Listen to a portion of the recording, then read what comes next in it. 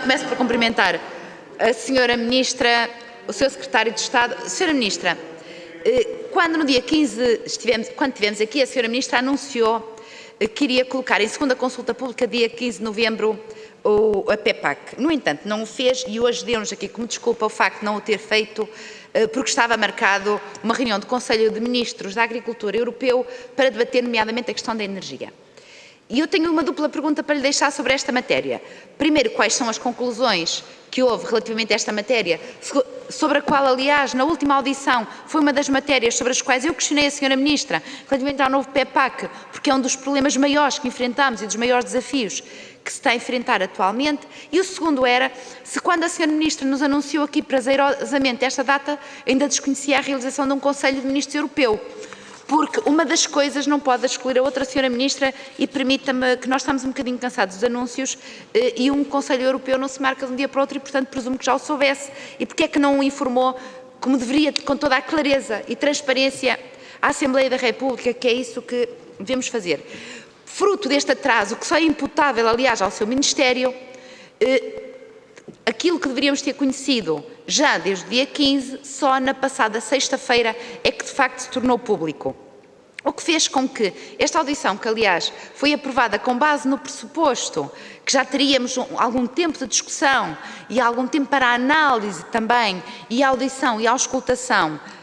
por parte do Parlamento dos diversos atores e também daquelas que vão sendo as participações públicas.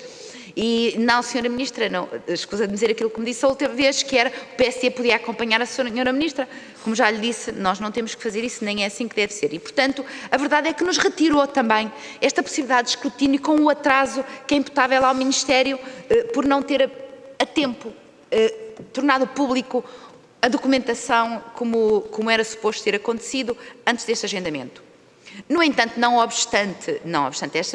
essa situação, parece-me que continua a existir uma série de perguntas que merecem e precisam ser respondidas, porque o PEPAC vai muito além deste Governo e eu espero que seja executado por um Governo do PSD. Já agora deixe-me esta parte, porque será uma forma de voltar à agricultura aos eixos e não entrar nesta deriva que tem estado nos últimos anos. Mas gostava de lhe perguntar também, em termos muito genéricos, senhora Ministra, quais instrumentos de intervenção de mercado novos na arquitetura da PAC, em termos de política de intervenção em crises, abastecimento, custos de produção ou outros que se venham a verificar, também ao nível da ocupação do solo e da produção alimentar, que objetivos podem ser alcançados no fim do ciclo com a nova abordagem da PAC em Portugal e também na Europa, e especialmente em Portugal, senhora Ministra, dado o facto da subsidiariedade atualmente ter um papel muito mais relevante e aquela que também é o papel de cada Estado na definição das políticas. Qual a medida que visa alcançar o maior equilíbrio da cadeia agroalimentar, apoiando e protegendo os seus elos mais frágeis, que são os agricultores e as organizações, como sabe, e também, que é uma das questões que para nós é muito cara para o PSD, é como se reforçar as organizações dos produtores, nomeadamente as cooperativas agrícolas, no âmbito da gestão e assistência técnica aos seus associados, da comercialização e internacionalização. Com isto, deixe-me dizer-lhe que vemos com bons olhos, como sabe, a questão das organizações multiprodutos, que o PSD há muito defende e, portanto, vemos com bons olhos. No entanto, também é necessário que se criem novos instrumentos e que se aproveite o PEPAC como forma de adaptar as políticas àquela que é a nossa realidade nacional, o que tem nesta última legislatura, aliás, nos últimos 6 anos, tem pecado e muito por falta de adequação à realidade, com muitas leis que vão sendo feitas para que o território se adapte a elas e não ao contrário, tem que ser as leis a adaptar-se ao território. E, portanto, em termos específicos, também há aqui algumas questões que nos preocupam, nomeadamente em relação à questão do apoio associado, nomeadamente o pagamento de vaca em aleitamento, dos pequenos ruminantes, do leite, do arroz, do tomate para a indústria, das proteaginosas, dos cereais praganosos, do milho, o milho, a silagem, que é uma questão que nos preocupa até pela situação que vivemos atualmente, com os preços do cereal a disparar, que está a colocar os nossos agricultores e a nossa população em graves dificuldades, inclusive se anunciando a possibilidade de não haver grão para pão nos próximos dias e com um incremento nos preços extraordinários e, portanto,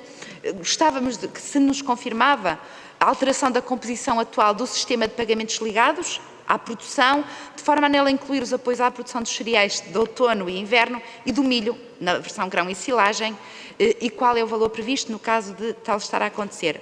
E também se está ou não previsto o reforço das verbas unitárias dos pagamentos associados em relação ao arroz, às vacas leiteiras e aos ovinos e caprinos e sobre o valor do tomate, o que se pode prever, porque tendo em conta a situação de Portugal privilegiada na produção do tomate, é uma situação que muito preocupa os nossos produtores e basta ouvir o que vieram dizer ainda agora os produtores do Oeste relativamente a esta matéria.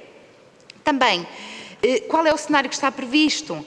para a perda de setores, como é o caso, repito, novamente o tomate, o arroz, os bovinos de carne intensivos, perante as opções nacionais, e quanto a estes, porque nós temos conhecido uma grande ataque a tudo que é agricultura intensiva e é importante que se precavenha aquilo que, no fundo, é o que vem fazendo a nossa balança agroalimentar e também a alimentação dos portugueses, nunca podemos perder em conta nas políticas públicas também.